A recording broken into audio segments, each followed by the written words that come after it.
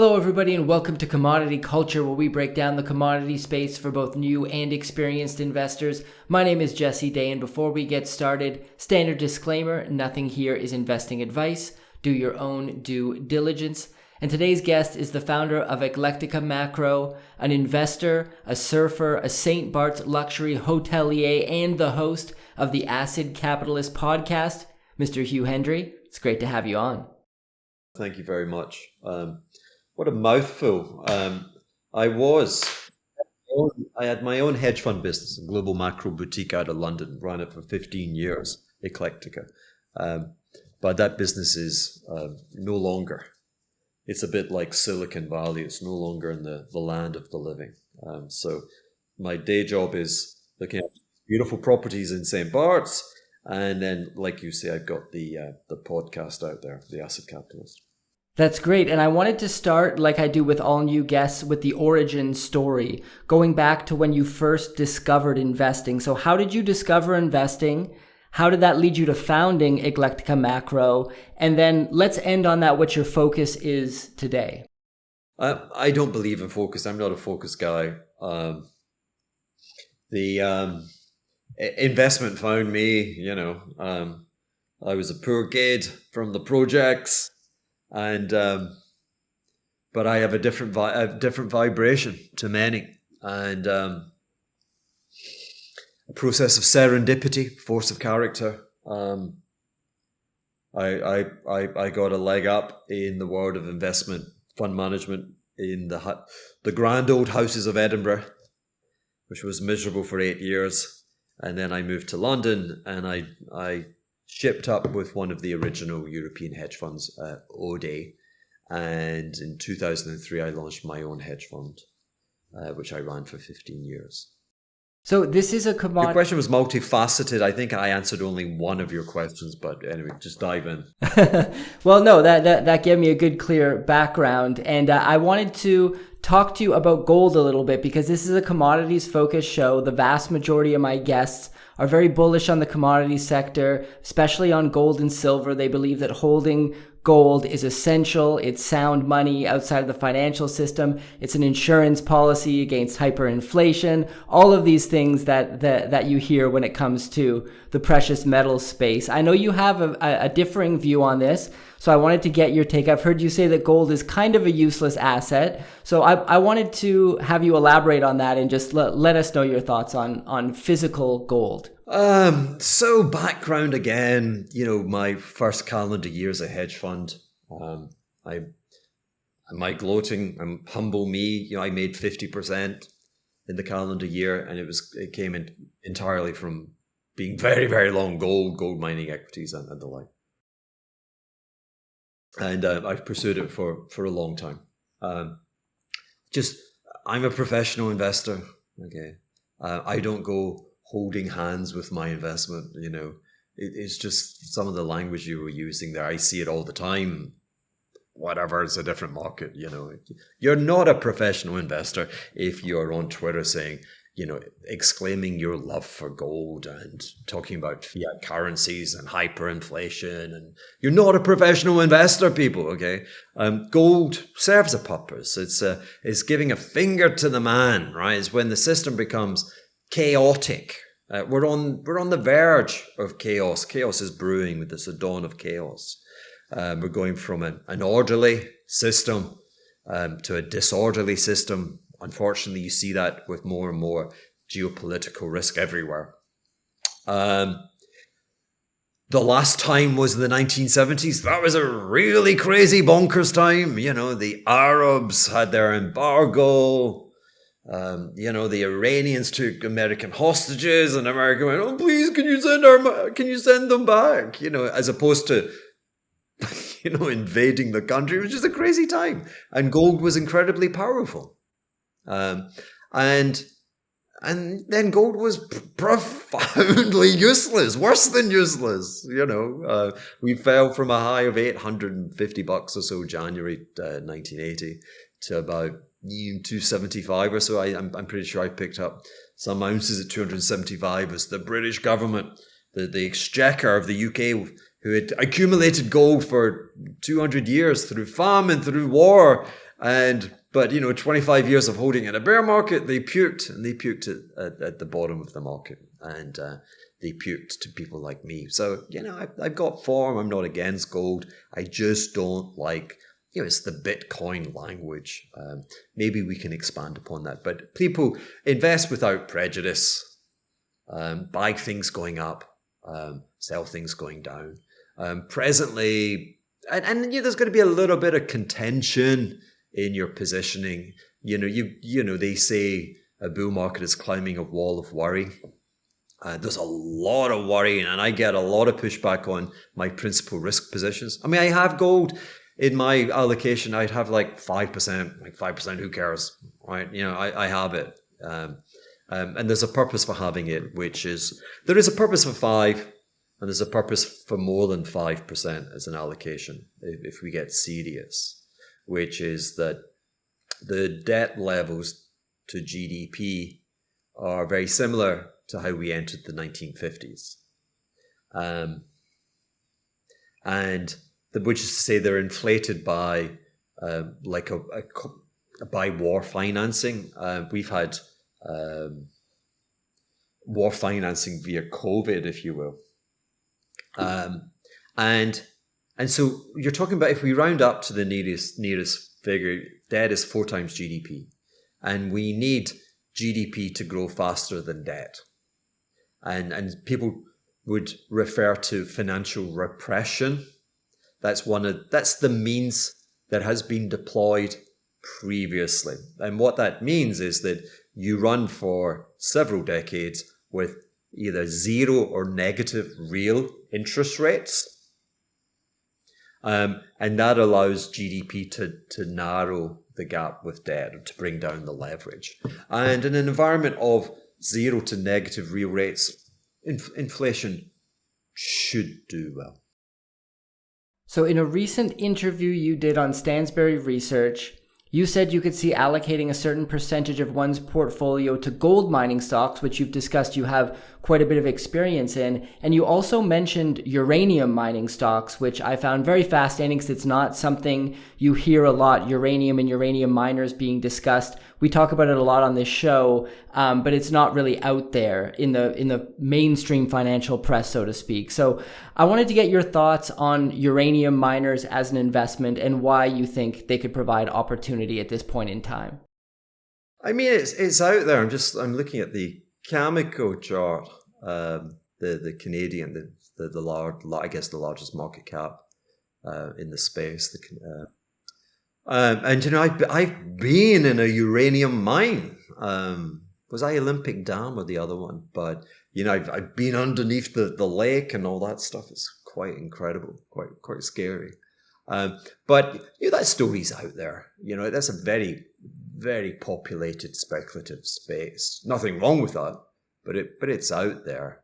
And there's just nothing like a uranium bull market. I mean, uranium bull markets are just the craziest damn things. I think we've had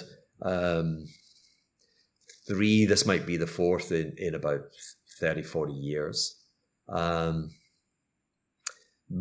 Reasons would be obviously the complete disaster and Horlicks we're making of nuclear power, how we take carbon out, lesser evils, if you will. But also, bear market. Bear market. The price of uranium was in a protracted bear market, and it lost 80% of its value. I mean, I'm looking at Cameco. Cameco peaked at, call it $55. Got as low as $5. Fell 90%, people, and now is trading $30. There was a huge amount of enthusiasm for uranium if we go back 18 months ago, and I was a bit skeptical, just too hot, and it's gone sideways. But it will have a bull market. Cameco will break $50 and it will trade $100. And today it's 30, and you'll make 3 times your money. If you buy a junior, you'll make 5-6 times your money. But the present concern is simply that the central banks are making another policy error, and there is a profoundly devastating global economic recession, which has already made ground. It's made landfall. You will find in the years ahead that they'll revise the economic data. Data is just a guess. Right? They'll revise the data, and it will show the US is in a recession as we speak. Germany is already in a recession. And of course, you see the problems that China has in its ability to kind of manipulate its economic figures higher. So uranium and all the other commodity stocks. Actually, in a recent Twitter, I was saying, you know what, here and now, I just kick them all out, and I'd own Nvidia. I wouldn't have a lot, but yeah, I like owning things going up. I get bored with things that go down. Yeah, and speaking of things that are going down, gold equities were another thing that you mentioned, the gold miners. This is an area where I'm seeing terrible sentiment at the moment. I'm seeing posts on social media about people throwing in the towel, saying they're done with the sector. They've been in it for a long time, and it hasn't gotten them anywhere. They're in the red. Obviously, a very speculative space unless we're looking at the majors or royalty companies. Do you think at this point the gold equities look undervalued and it could potentially present an opportunity? Gold is never undervalued. It's never overvalued. You can't value the damn thing. Right? I mean, gold's a piece of art. Again, if we go back to your introduction, eulogizing. It's a faith-based system. It doesn't have an earnings. Okay, the companies have earnings, but they're always hopelessly overvalued. And I really question why you actually need to own the stocks. They're usually more volatile, and you can just compensate for that extra risk by owning more gold futures or ETFs or whatever your preferred poison is. So yeah, I actually sold all my gold shares in March, and I bought Treasuries. I was a little bit cavalier. I have to say that with a view that I'd buy them back. I had a great profitable year in 2008 for the hedge fund, and me and a group of hardy people, we knew that the trap door was going to open, this thing was going to collapse, and so I'd meet all the kind of smart investors. I knew how they were positioned ahead of that, and they owned TIPS, inflation-linked treasury securities, gold, silver. They get absolutely destroyed because they were using that to support, like Atlas. They were using that, or Hercules that supports Atlas, whatever. They were using these hedges to kind of cushion the inevitable decline in their risk positions. But of course, what happens, people are last to sell the faith-based instruments like gold. But when there's a purge in the system, all you gold guys, if you're on leverage, if you're a professional investor, you puke it. Remember Jesus before the Romans came to arrest him in the gardens of Gethsemane. He says to his disciples, who am I? And they're like, you're God. You're like, you're dope. You're the best thing ever. You're the Almighty. And he's like, come here. Pa-ching! He slaps him. He's like, oh, Jesus, what, where's the bread, the fish, the wine? When do we start hitting people? He's like, I tell you, my friends, before the night is over, before that sun comes up, you will have denied my existence. Okay? That is what investing is all about. So just be careful, folks. You can own gold. And having said that, the Newmont, I love lots and lots and lots of price data. And the Newmont is such a cool chart. It's what, 42 and a bit dollars today. But the significance is that, it's a dreadful chart, actually. Let me be honest. It's gone nowhere. My chart begins in 1988. Wow, Newmont. I love gold. Wow, it's incredible. It's the same damn price as it was in 1988. But it's being contained by a ceiling, and the ceiling is what, like $62, $63. We briefly pierced that ceiling during the silly nonsense that greeted quantitative easing, the hyperinflation in American dollars, nonsense. That nonsense was punished because you bought it at 70 and it traded all the way down to $15. And then, of course, during COVID, we pierced it again. My feeling is, I would have if I was looking at this and I was trying to be smart, I'd have like a 1/3 allocation in Newmont today. And for Newmont, write whatever name you want, but I would have 1/3 today, but I wouldn't be interested until, don't call me, but call me when Newmont is like $70, and then I'd buy a lot. Investing is all about, there's no courage in investing. Investing is cowardly, right? You're up against a market foe that wishes to destroy your wealth, which again is why I get irritated. Oh, gold, like you're amazing. You're like, shut up, okay? No one cares, right? And so you got to be cautious. You got to be cautious. Anyway, I'm talking too much. I'm sounding as if I'm drunk. I don't mean to. I'm just trying to entertain your folk listening, watching. No, this is awesome. I'm very entertained, and that's what I was looking for, was kind of the contrarian view to the gospel of which a lot of my guests preach. And some people love it. Some people in the comments are asking me, please get somebody on who doesn't believe this. So it's awesome to hear your take on that. Now, I want to talk about treasuries, because you mentioned you've been buying treasuries recently, and I believe I've heard you in interviews talk specifically long-dated treasuries. So could you talk to us about why you've been buying treasuries? What are you seeing there? So if your good folk haven't switched off yet, this is the point where like, this guy is a bozo. I told you, he doesn't get gold. It's a protection against hyperinflation. There's going to be so much inflation. And now he wants to own government pieces of certificates of confiscation. Get him off. I love you people. I love you amateurs. Look, inflation is a monetary phenomenon. We are not witnessing any monetary phenomenon capable of sustaining the elevation in prices caused by the chaos of COVID and the government reaction. Inflation is falling everywhere. Even in the UK, the preposterous banana republic of the UK is falling. Give it time.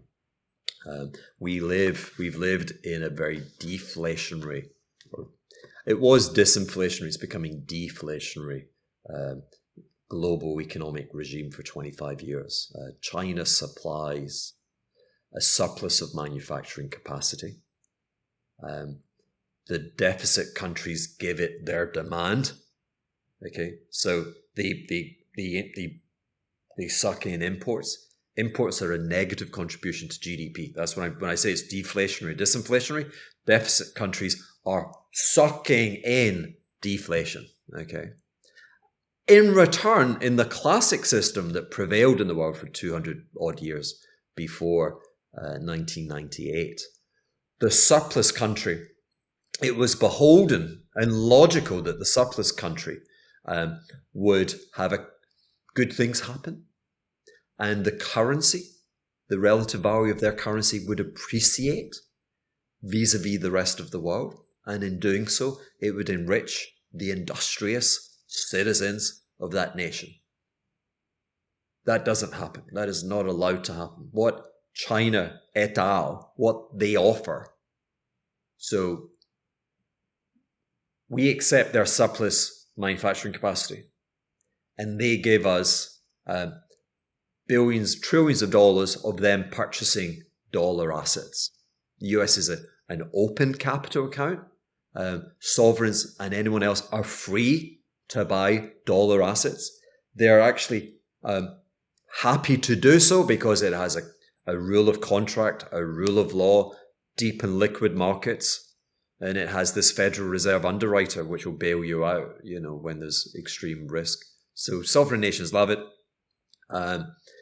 and that's a bad thing. That just means that we're in this perpetual disinflationary loop. So people don't understand that. Central banks don't understand that. Central banks have rapidly and substantially raised interest rates beyond the natural rate, the rate that the the economy is capable of. I said to you, we need zero or negative real rates. And again, not so that speculators like me can become rich. Far from it. Far from it. At the peak of the gloom on COVID, Apple was a $3 trillion market capitalized stock. 3 times the size of NVIDIA. Your expected return 10 years out, if you buy Apple at $3 trillion, I would argue it's zero at best. That's what we're talking about. We need, what did I call it? Financial repression. All the creditors who've just got savings and they don't add demand, we got to, if you will, steal from them and give it to the folk that want to build factories and make AI and change the world, okay? They need a break. We need zero to negative real interest rates. The Fed has given us positive real rates. We will get a CPI print on the 12th of June. It will be circa 3.7.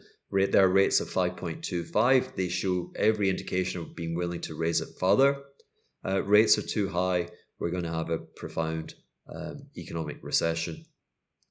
And then the bonds have had a bear market.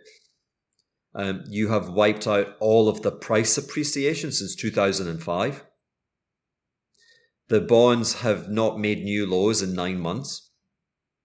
The bonds are not a buy today in terms of a Delta 1 exposure because there's no trend. But I'm very happy taking a call option position in Treasuries. I can buy time. I'm buying January 25, not 24. And I need time because there's so many dumb, stupid people out there that don't understand money. And it takes a long time for this glacier of understanding and perception to shift to a point where I can make money. So TLT is the ETF. They capture 17-year plus duration. We need duration because banks won't give you $1 million to go and buy bonds. You got to buy them from the money out of your iPhone. And your biggest bang for the buck is if you buy what we call duration, the longest dated. I know, I hear you. The 2-year might go from 5% to less than 1%. But in terms of the quantity that you can actually own of 2 years, nothing. Dollar for dollar, you're better in the duration. But yeah, I need the TLTs kind of sub $100. I need it to trade through 110. And then I'll buy it. I'll really buy it. And my plan, so I think I construct my thinking into quadrants, a macro compass. One quadrant would be stocks. I have a very, very small allocation, almost nothing in stocks presently. My largest percentage of NAV weighting would be the bonds. Then you have the third quadrant, which would be alternatives, like we discussed, precious, Bitcoin, private equity, property. I have a lot of property, God help me. And I have a lot of Bitcoin. Bitcoin, you'll tell me, the capitalization of the gold universe, I want to say $12 trillion, ish. Bitcoin is 1/24th the size of. And so again, you're realizing, yeah, and it's too much. Well, okay, but $500 billion, if you will, market capitalization in an area which professional investors are looking to invest in, and they classify it as $100 trillion universe because they regard Bitcoin as an alternative to commercial property, to gold, to whatever, private equity. So for me, Bitcoin is something that could let's call it 25,000 today. It could be 10,000. I can absolutely conceive of it being 10,000. But it could be 100,000. It could be 4 times higher. I can't conceive of gold being a $60 trillion space. That would be bigger than US equities. So I don't think it's coming to all you gold bugs. Maybe, but I don't think it's coming. So that's how I think about it. That would be my position.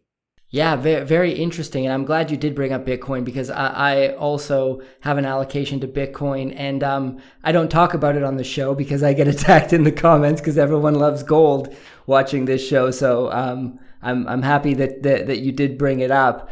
I wanted to get your take on what people are calling de-dollarization, the trading for goods, particularly energy, outside the US dollar, the whole BRICS nations coming together and supposedly putting together a new alternative currency that's going to dethrone the US dollar. This is a lot of the chatter happening out there. I take it you kind of look at this similar to the gospel about gold is, sound money and everyone should own it. So what do you think of all this? Is the US dollar really under threat as the world reserve currency, or is this just all kind of noise out there? Noise. We live in a matrix. This is not real life. You've got a cable plugged into the back of your head. I take drugs and I escape the matrix. Whatever. Where do I begin? So first of all, there's never been a reserve currency. Never ever been a reserve currency. The status of the dollar presently is a function of such a large percentage of the world operating closed capital accounts. So China. So it is go and open a red cabbage renminbi bank account in downtown Shanghai, Beijing. You can't do it, folks. Go and buy a property. You can't do it. Go and buy their bonds. I dare you. It'll be funny. You can't do it. You buy a tiny little bit of equities. Again, well done. Okay. So, and what I was saying to you is the world is deflationary because all that China wants to do is buy the financial assets of America to control its currency. The reason why it closes its capital account is to stop its currency appreciating. In 40 years, the Chinese economy has expanded from $1 trillion to now the size of the European Union, almost $18 trillion. Its currency has depreciated. Okay. It works on the basis of devaluing its currency.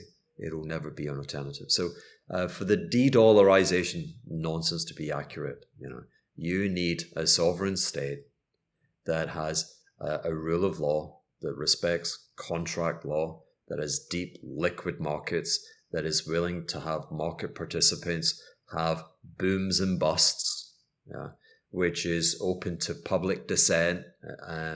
It's open to economic volatility, okay, to being a good global citizen, okay. Can you think of any?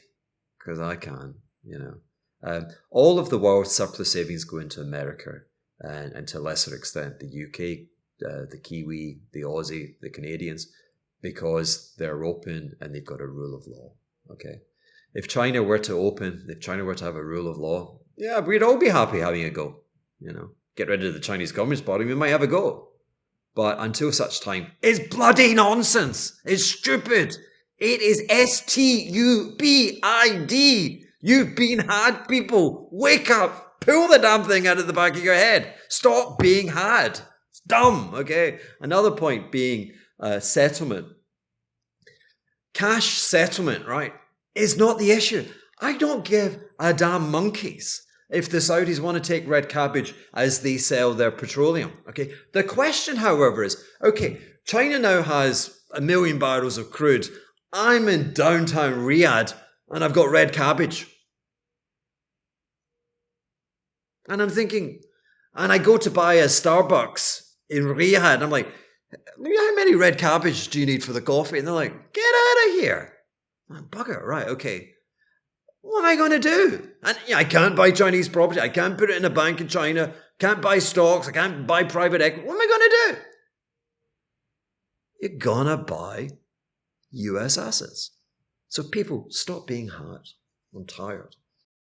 So final question for you. I wanted to have you maybe explain the Eurodollar system, because A lot of people are completely unaware of this. I heard you talking about it on a recent podcast, non-sovereign Eurodollar creation. So what is that and how does that impact the global economy? Heavens, it's like the last question you say, tell me everything you know. I have to say that I ran my global macro hedge fund, probably with ignorance of the Eurodollar currency system. And to answer your question directly, it is, I keep using this word matrix, but it's a private network of banks globally tied together. There is no regulator, there are no rules, like you don't have to have minimum reserve requirements. It is governed and disciplined by knowing your counterparty. I know you, you know me.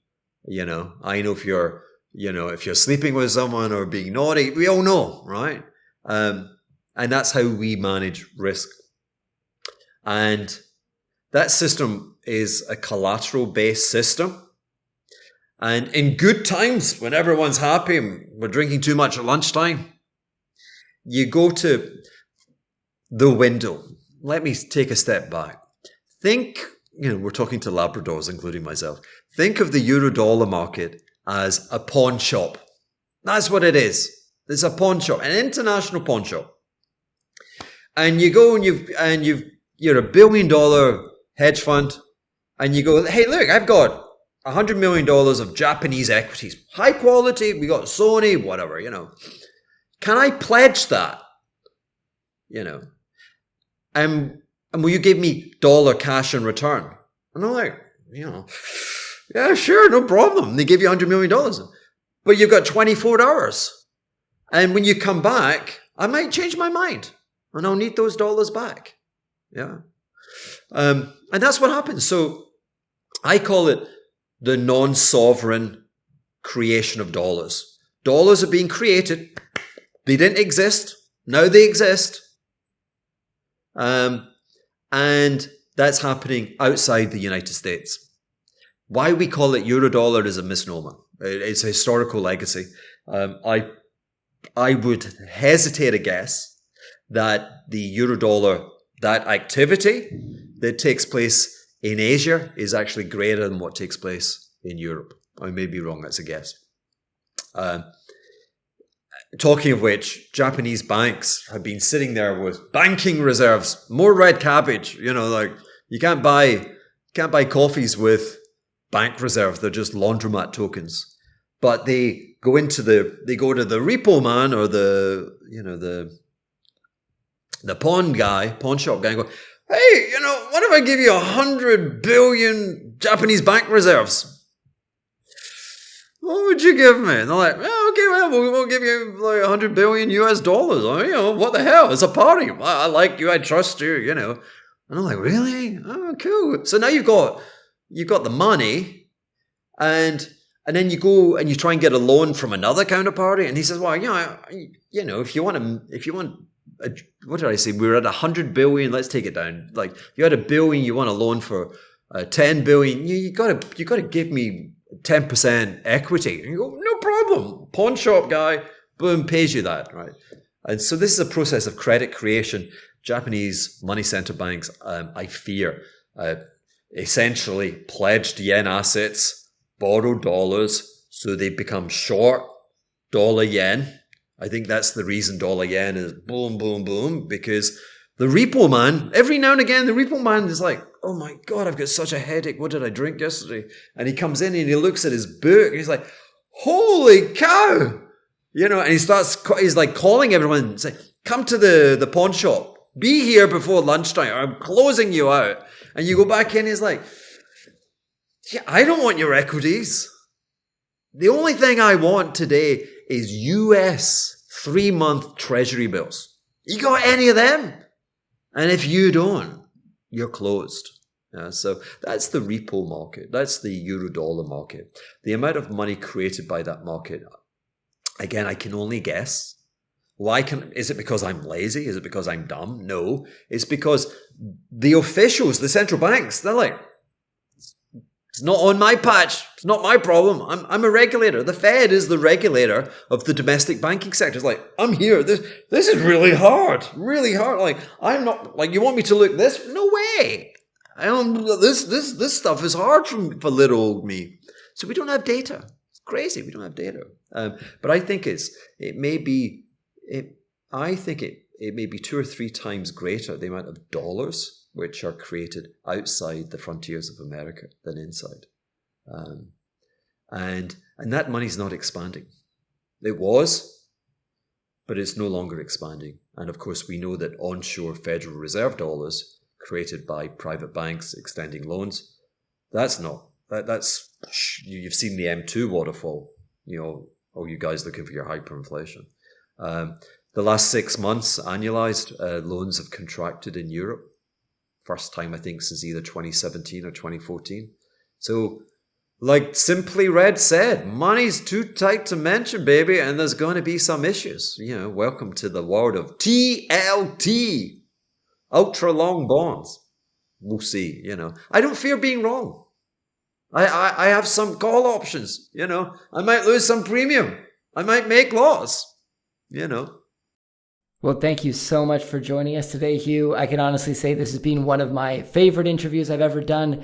But before I let you go, could you let folks know about the Acid Capitalist podcast and where they can find that online? Sure. I'm hoping I put my Twitter handle permanently on the screen. I've given you such a great show. Yeah, of course. At Hendry _Hugh, HENDRY _Hugh. And I do on YouTube, you can find me, Hugh Hendry Official. Apologies, bit of a mouthful. But, weekly podcasts. We've got Patreon services. If you pay up, you get a half an hour call with me. You can tell me your secrets. I promise I won't laugh. That is awesome. All right, I'm going to put links to all that in the description below. Once again, thank you so much for joining us, Hugh, and you have yourself a great day. You too. Take care. Commodity Culture is a series on commodities and natural resources. If you would like to see more, be sure to subscribe and hit the bell notification so you're always up to date with the latest episodes.